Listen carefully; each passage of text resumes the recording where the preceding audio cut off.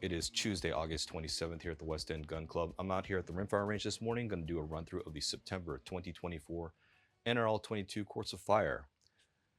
Got my Voodoo, of course, Gen 1.2, and probably saw me setting up this little device here, which is the shooter's global pulse level, which is basically another electronic level, kind of in the same spectrum as the LRA/MDT send-it level. It's a new level that just came out recently. They started shipping them a couple weeks ago. Bought one, even though I have a send-it, just to try it out because it looked pretty interesting. But I got it set up here on my diving board. I'm gonna read through the instructions real quick and set it to my scope reticle, and then we'll go from there. But just one other item before we dive into the run through of the Course of Fire. You may have noticed that I was using this deal during the NRL22 match in the last range log. This is the Anarchy Outdoors, I believe. Anarchy Outdoors. This is their mag block / empty chamber indicator. If you notice here, is not a true mag block, or it is a mag block in the sense that you put it into your AICS chassis or rimfire. AICS rimfire gun, it'll block the bolt from closing, but it also has this little protruding aspect which acts as the actual empty chamber indicator, because the mag blocks that people were using didn't have an empty chamber indicator, so that you put the mag block in, you can theoretically still have a round in the gun. So what this does is it proves that you don't have a round in the gun, and it has this little safe message here to indicate that, hey, this thing is forward.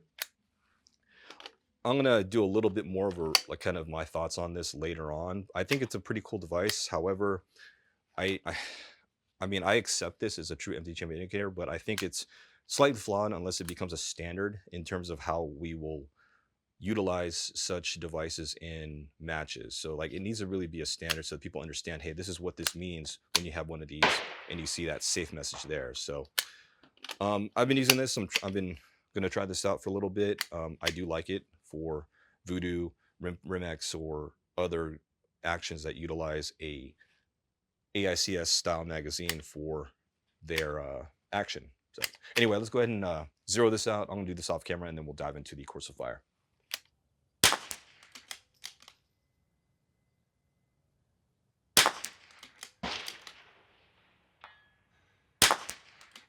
First stage in the September 2024 NRL22 Course of Fire that we're running through is called Back to School. 120-second part time, 12 rounds. We have only a single bank of targets. It's a 1.5 and a 2-inch on a double hanger at 80 yards. No real restrictions here. So you're gonna start standing, rifle at the high ready, and all gear in hand, mag in action open. On the start signal, build a position on the 55-gallon barrel and engage the large target with 2 shots. Then move to a prone supported position and engage the small target with 2 shots. Repeat the sequence until all 12 rounds have been fired or time expires.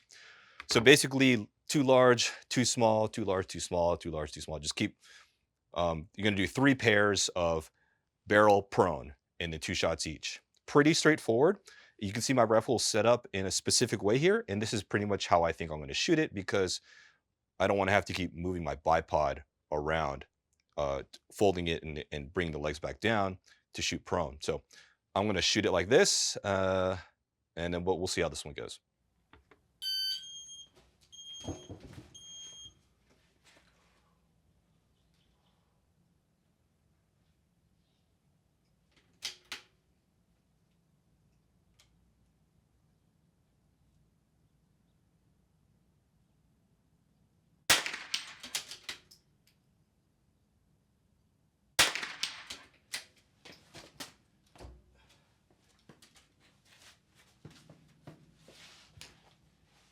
And my bipod's too low. Okay.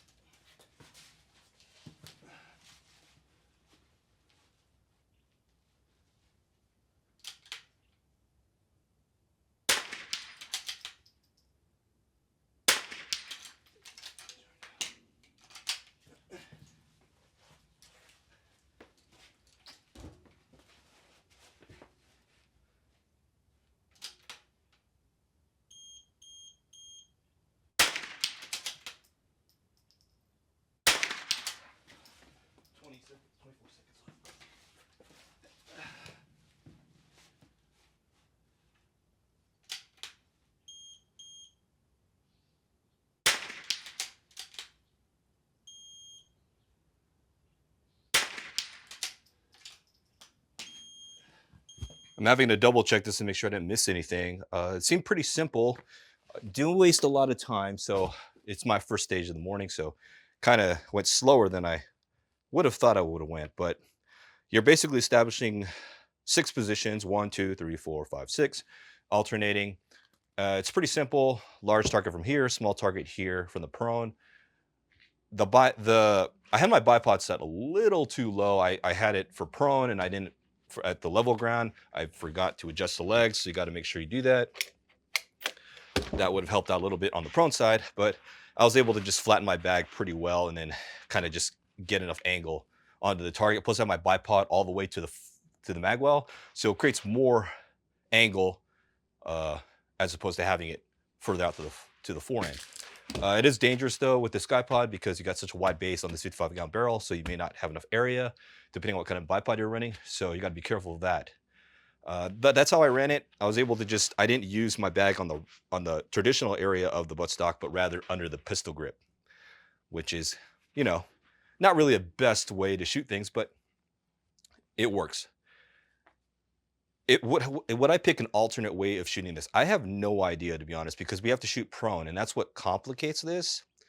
The only thing I can think is if you use a second, like a big bag and prone, and just shoot off a bag for your front rest and not have a bipod. So just use a really big bag for your front rest, and then you don't have to use a bipod if you don't have this kind of like setup on your rifle.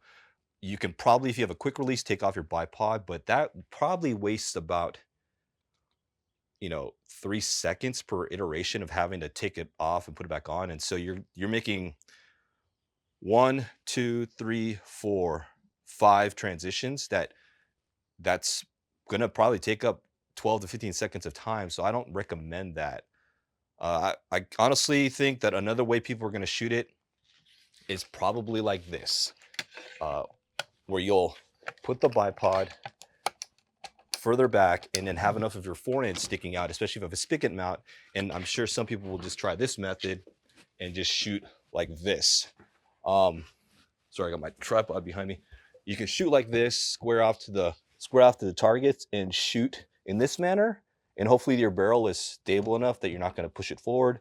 And then this might work for you. So also something to consider, but this will only work for people who have guns that your bipod actually has space between the front of the forend, the bottom of the forend, and where your bipod mounts.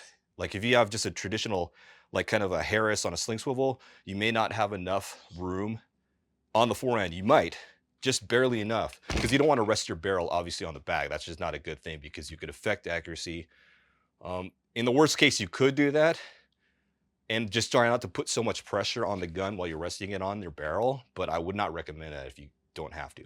So this is one other option. Anyway, that's all I can tell you. Other than that, other than trying to figure out your position that you're going to use that'll be effective, switching between barrel and prone and back, this is a pretty straightforward stage. Anyway, let's move on to the next stage in the Course of Fire. Next stage of fire that we're going to run through is called Get to Class. This one is also a 12-rounder. We have a single bank of targets. We have a 1.5 and a 2.5 inch on a double hanger at 85 yards. We have a tank trap stage. No restrictions, but here's the rub on this. You have 10 points per impact on the small target, the 1.5, or 7 points per impact on the large target, the 2.5. You can start standing, rifle to high ready, and all gear in hand, mag in, action open. On the start signal, build a position on the tank trap and engage one of the targets with 3 shots. Repeat this from 3 more positions. The positions available are the 3 tips and the center of the tank trap. So 12 rounds total, 3, 3, 3, and 3 is 12. You have to call out what target you'll engage before the time starts. If you switch targets on the clock, you must announce the switch loud enough for the RO to hear you. So it's relatively straightforward, but it's all about whether or not how stable you feel. And that's pretty much it. So I feel that always go with the center tip to just establish yourself on a strong foot, because that's the most stable position to shoot off the center, in my opinion. At least on this range, center because you can kneel down, we're shooting upwards, so it's pretty easy to shoot the center of the tank trap. So I would always shoot the most stable position of the tank trap first, establish yourself, get a good rhythm going to set yourself up to hopefully keep succeeding. Because if you pick like the harder spot for you and you miss, then you kind of just avalanche into misses. So that's why I always say just start off with your strongest position first, or the most stable position for you. Anyway, let's go and try this one out and see how it goes.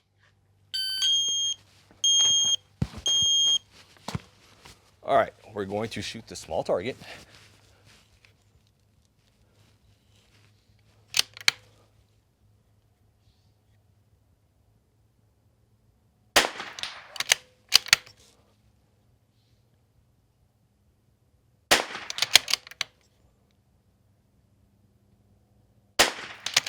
And then we'll do a mag change. Stay in position. We're gonna do the same. Small target.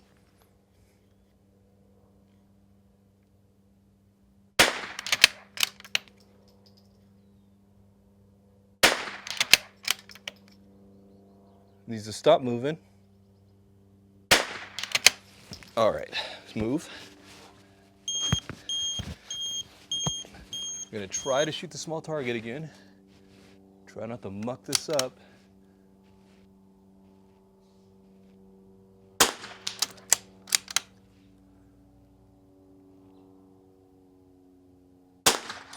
Barely nicked it.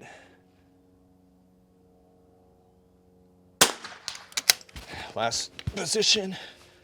Plenty of time, 30 seconds, small target. And I need to crouch down for this one. And what is up with that mag? Okay, go back to my original mag, 16 seconds, 8 to 17 seconds. All right, I have to look at that mag, there might be something wrong with it.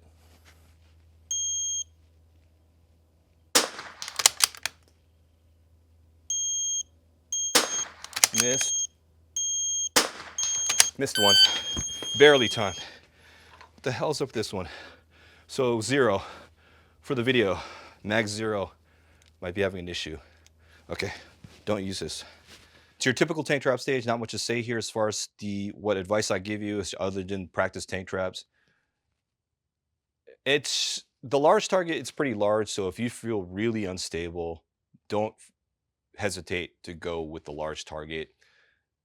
In this scenario, depending on your level, your skill level, how you gauge it, and how the conditions are that day, it might be better to shoot, 7 or 10 sevens rather than miss, a 4 route shot. So that's kind of how you have to weigh it out.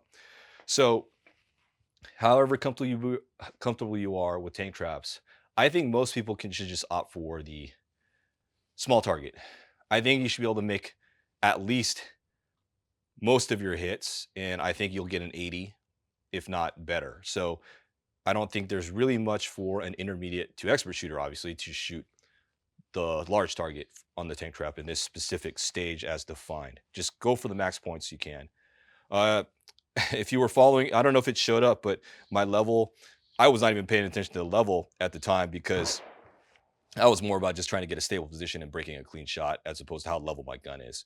So that's kind of why I don't really care about levels too much, personally. I know a lot of people are huge on levels, but I have them. I don't really reference them very often unless I'm in a very stable position that, hey, I'm taking this very long shot from like an 800-yard shot from a stable position.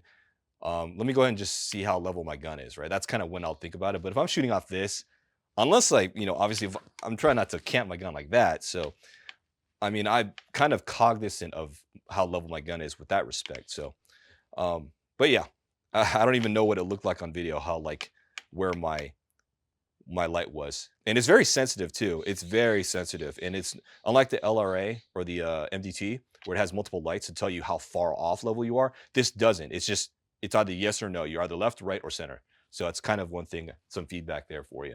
And I did adjust how sensitive it is in the app because you have to use an app to adjust this. I adjusted it like 4 tenths of a degree than factory. But even then, I still think it's too sensitive for this style of shooting. Anyway, let's move on to the third stage. I actually have to set up the targets for that one. Next stage of fire we're running through is called riding the bus. This is a 10-round stage. We have 3 banks of targets. We have a 1 and a 1.5 inch on a double hanger at 60 yards, We have a 2 and a 2.5 inch on a double hanger at 80 yards. We have a 3 inch on a single at 100 yards. No restrictions here. 10 points per impact, 100 points possible. Standing rifle at the high ready and all gear in hand, mag and action open. On the start signal, build the position on the tire stack and engage targets near to far, large to small, one shot each. Near far, large, small. After 5 rounds have been fired, switch to support/weak side and repeat the same target engagement. And a reminder, support side/weak side means opposite eye, shoulder, and hand. Again, I see a lot of people will try, they're right-handed shooters, they'll shoot left-handed, but what they'll do is shoot left eye and then use their right hand to operate the trigger. You gotta use your left hand to operate the trigger. So they'll be like, kind of left shoulder still, but kind of halfway shooting support side. So just a reminder for those of you who keep instinctively trying to do it that way. You can't do it that way. So not really much to say here in terms of just pre-run through advice here, other than depending on what tire stacks you have, this is a very soft tire. It's not like a 3-ply, I don't think. This came off my Tacoma several years ago, and these aren't very large tires. They're just dual ATs, and so they do squish on the sidewall. So it's not exactly the most stable tire compared to somebody using an off-road tire with like 3-ply sidewalls. Those are going to be rigid, and my glasses are fogging up here, but those will be rigid. And so depending on how you want to use this, or you're going to leverage this tire, you got to be careful because you might cause bounce. But for those of you thinking about it, this does make a relatively large surface area. Therefore, I will probably try to shoot bipod with rear bag support. But let's see what it looks like when I do a run through. I think I adjust my scope there a little bit there.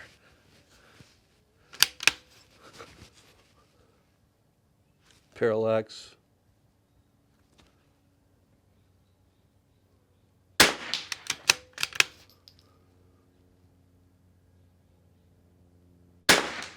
Barely hit that, I think. Thought I heard it.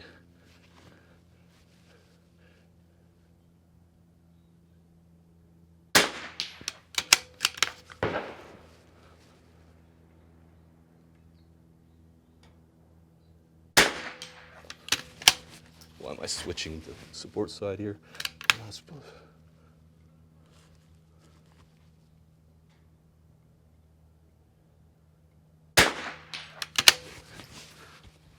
Let's come back out.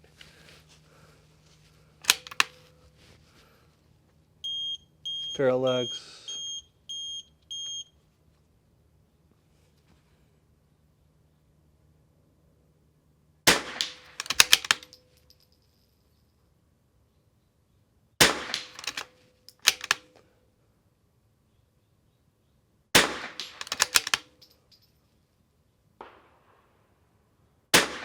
Oh, I missed it. I think I pulled it. And I missed that one too. That's weird. I should have adjusted parallax on that shot. This tire does bounce. There's a lot of bounce in this tire, but excuses. So this one is a little more difficult than I thought it was going to be. Definitely the tire wobbles quite a bit if you're going to shoot it in this fashion. Any kind of influence on the gun, it'll bounce the gun around on this soft tire. If you got like very nice off-road 3-ply, triple ply, wall tires, and it's not going to move. But this one, any kind of thing influences it. So when you're shooting support side, you're probably going to be manipulating the gun a little bit more than you normally would because you're trying to adjust your face to it's in a different position, and you might be manipulating your bag more. So I think the key thing is you're going to shoot in this fashion, such that you're using this as a tabletop. Maybe use a bag that can flex and form quite well so that you can get an easy position where you can just rest the gun, not even bother touching it, then sort of let it settle on target, and then pull the trigger. And hopefully the weight of your trigger isn't enough to move the gun. But that's one way to do it. Again, there's alternate ways to try to shoot this. Maybe some people will try to shoot it in this fashion where you're going to just shoot, sorry, my tripod's in the way here with my camera. You're going to shoot with the your gun in this fashion. And I think if you're on flat ground, this is actually more viable, to be honest. And let's see. But in the uphill, that we shoot an uphill angle, it's going to be very difficult for most people to do that here at the West End Gun Club. But if you're on flat range, I think this might actually be more stable. Just get a nice bag, kind of wedge the gun there, get your knee up here, and then you can get a nice stable position here. And that's one alternate way of shooting it. Hopefully I was in frame. I don't know if I'm in frame, but anyway, that's all I can give advice for as far as this stage. But at the West End Gun Club, you're probably going to end up shooting like this simply because uphill angle is going to be easier for us. Anyway, I don't know how you're going to practice this at all, unless you have tires, because to simulate the wobbliness of this, you really need tires. Anyway, let's move on to the next stage in the Course of Fire. Next stage of Fire we're running through is called Summer's Over. It's a 10-rounder. We have 2 banks of targets. We have the full KYL rack at 40 yards. That means the 1/4 inch, 1/2 inch, 3/4, and 1 inch, 40 yards. Then we have a 2 inch on a single hanger at 70 yards. This is your bonus time stage. If you finish extra time on the clock, you get bonus points. No real restrictions here. We have the 5-gallon bucket and the 2-gallon bucket. Standing, rifle at the high ready, and all gear in hand, mag in, action open. On the start signal, build a position in the 5-gallon bucket and engage the KYL rack, large to small, with 1 shot each, then the far target with 1 shot. Move to the 2-gallon bucket and repeat the sequence. So this is going to be quite the pain because our 40-yard target is going to be on the ground, so it's level to the buckets. But the 70-yard target will be elevated a good, I don't know, 4 degrees. What is that angle to target there? Oh, sorry, I always forget what our angle here is going to be. Yeah, it's roughly 3 degrees. 3-degree up angle, which is significant enough at this distance that it's going to throw you off. So all I can say for West End Gun Club folks is to have a big pump pillow or a large bag to fill your body, because you're going to want rear support when you're shooting these. And KYL, as well as off this 2-gallon bucket, it's going to be quite a pain because you're going to be kind of hunched down, or you're going to be in this quasi-prone. So highly recommend a pump pillow, or if you got a mega bag. And of course, if you're ever at one of our matches and you're in a squad with people who have big bags, just ask, hey, can I borrow your bag? Because there's no reason why nobody would not loan you their bag, because in your squad, considering we're all shooting at different times anyway, they'll lend you a bag. So just always ask if you could borrow a bag, and we'll loan it to you. Anyway, let's try this one out and see how this one goes.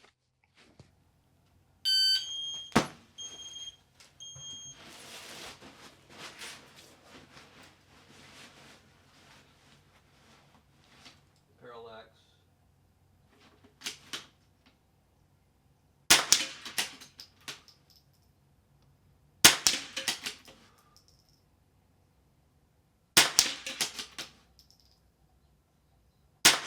Barely hit that. Oh.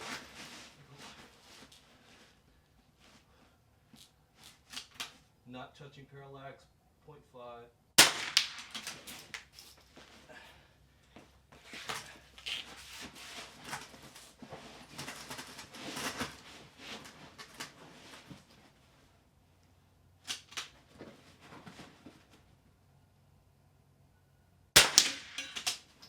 Just adjust my bag slightly.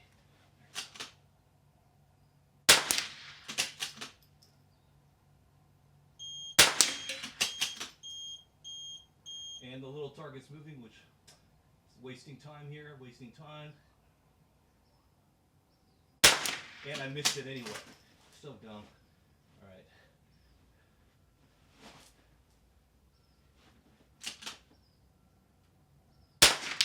Okay. 80.51. Really not much to say here as far as this stage, other than my advice is to game it. Use a big bag if you got one. This is the Coltag Mega Bag. People ask me about it all the time. It's from Coltag. It's called the Mega Bag. They'll sell it to you empty, and you just fill it with polyfill or any other filler that you want to find, beanbag fill. I got polyfill from my local arts and crafts store. It's either Michael's or Joann's. It's a chain store. Hobby Lobby might have it if you have those in your area. Maybe even Walmart might have it in their sewing section. But anyway, you can use a pump pillow, which is about half the size, if not less than half the size of this, and it'll work just as well. Use the Coltag D-bag up front. I moved it a little bit forward on the forend for a little bit more leverage and stability to have that support further out to the muzzle. And then I just used that on the bucket, use this for rear support, and I was pretty stable. Like, there was really no issues here. Then when I switch to the far target, sorry, this mic is probably getting rubbed here, but when I flip to the far target, I just had to kind of angle up and then flatten my bag down a little bit, find the target, and then I was stable enough here. I had my magnification set too high. I had it like at 16, but it was good for the KYL, but my field of view was hampered when looking for the 70-yard target, which is up at an angle. Then switching to the small bucket, same deal. Really not much difference there, other than the fact that I had to flatten my bag even further to get to the higher angle because you're further down, higher up. But you like the big bag because it does help you on flat ground with that lower platform to shoot off on flat ground, on a target at flat ground. I finished 80.51 seconds. I was waiting for the small target to stop moving on the second run, and I still missed it. So that's probably the only thing I have to worry about is probably missing that small target. And that's kind of it. So anyway, I would just game it. If you don't have a big bag, I can almost guarantee someone at your match will have one in your squad, and you guys can just pass it around for those who don't have a big bag to game off of. So that's it for this stage. Let's move on to the final one. The last stage of fire we're running through is called Back to School Struggle. It's a 12-rounder.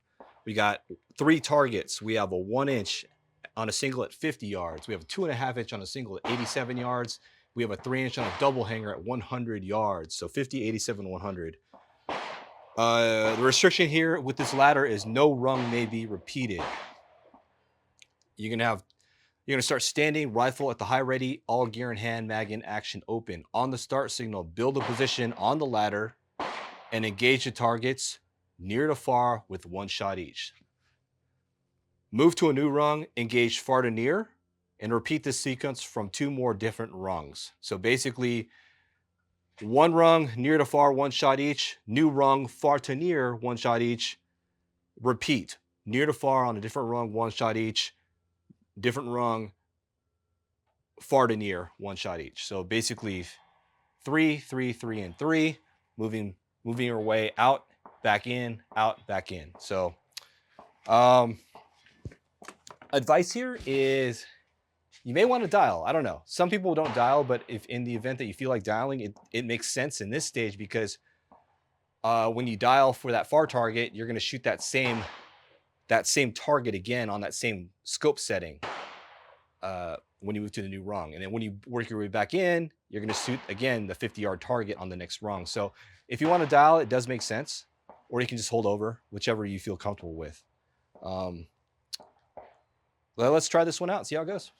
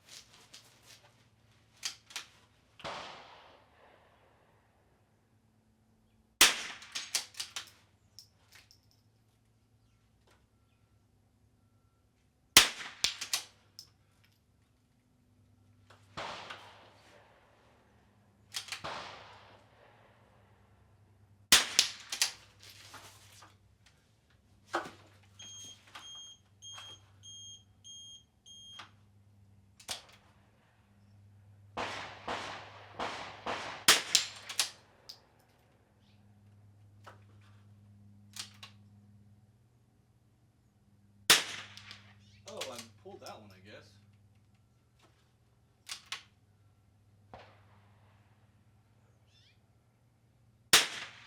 Okay, drifting him left. This to the left twice.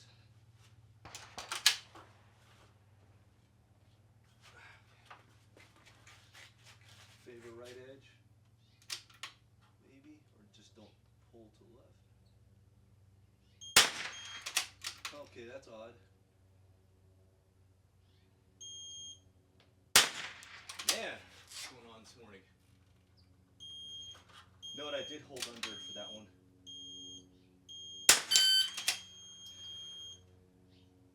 120 exactly.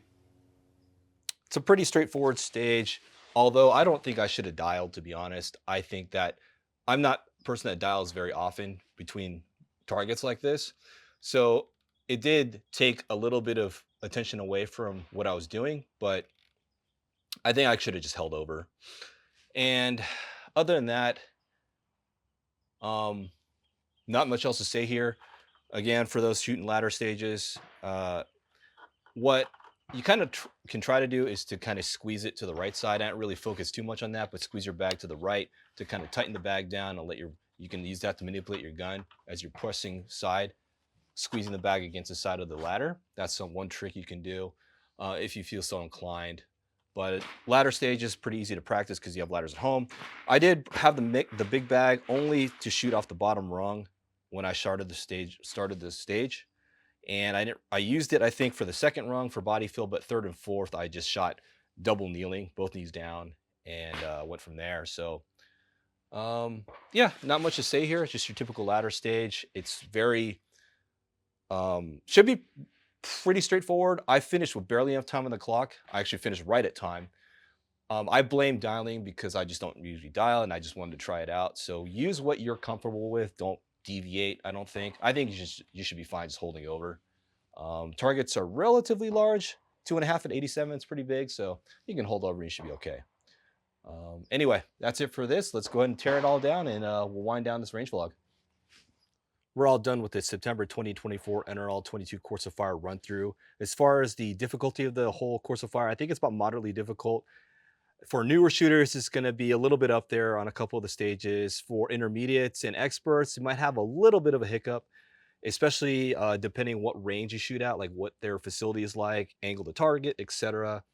The tires, depending on what kind of tires they're using, if they're really firm or if they're like kind of just generic tires, it could be bouncy. So you have different things to think about depending what venue you're at. So interesting Course of Fire. As far as this level is concerned, I already don't think it's as good as the LRA or the MDT. The reason being is you only have one light, and it's either level, right, or left, right? And you have to remember the colors too. So blue means you're too much to the right, and then you need to come over left. Red means you're too much to the left. And so I'll kind of just tilt it forward to kind of put some pressure on there. And you can see it's very sensitive, right? I have this fixed on a tripod, and just any cant whatsoever will cause it to really change and flicker. And so I wish you could adjust it a little bit more. I'm going to play around with it in the app because I think it's way too sensitive. But that being said, you have to remember the colors. At least with the MDT, you have 5 LEDs, and you can tell, oh, it's going up to this side. I need to go right or clockwise. And if it's coming, on the left side or down, then you need to come down left or clockwise or counterclockwise. So I think that's a lot easier to understand than trying to remember this. But I guess if you can remember this, you're fine. And if you're colorblind, oh well, you're out of luck. But the sensitivity out of the box is just way too much. It's just way too sensitive. I think you need to at least have... Oh, did it just turn off? Interesting. It just turned off. Did I run out of battery? Okay, no. I don't know why I just went to... I don't know if hitting it caused it to turn off or what, but anyway, that's weird. In any case, that's the button to turn it on and off. It's just press down on the little LED emitter screen or panel. But yeah, I don't know. It's interesting design. I think it's about a little bit smaller than the MDT LRA. It has an M-LOK attachment, which I do have on me, or I did buy with it, and I haven't played with it yet. This morning, I just slapped it onto my diving board and I set it to 0 and I called it a day. But I'm gonna have more of a review on this later. I just wanted to try it out real time or like in live fire, how it is. And again, for 3 out of the 5 stages, I didn't even pay attention to the level too much because I was just more focused on getting the shot, getting a position, and really not really focused on the level because it felt in my head level enough. If I wanted to force it one way or the other in the bag to make it, turn green, maybe. But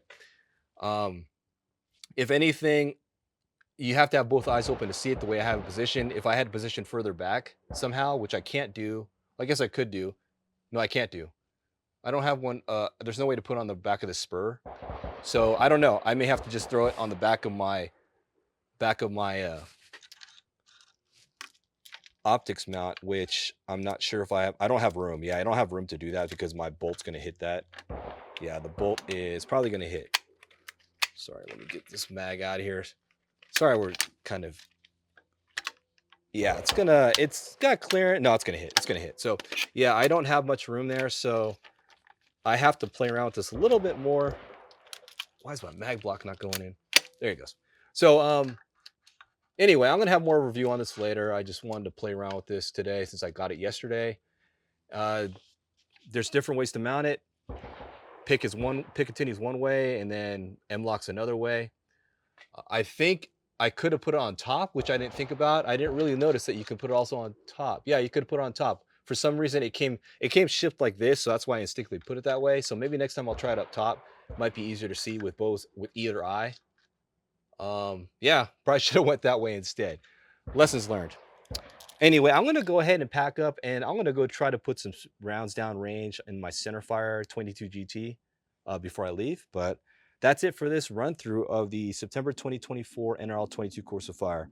If you ever want to come down to our match, the next one's going to be 4th Sunday of the month. I believe it's September 22nd, 4th Sunday of the month.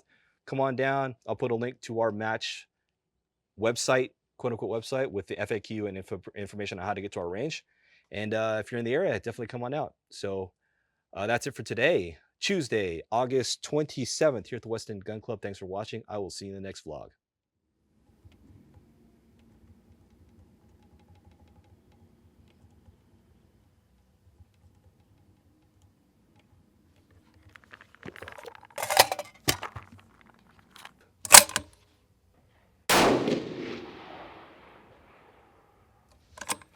Wow, 42.74.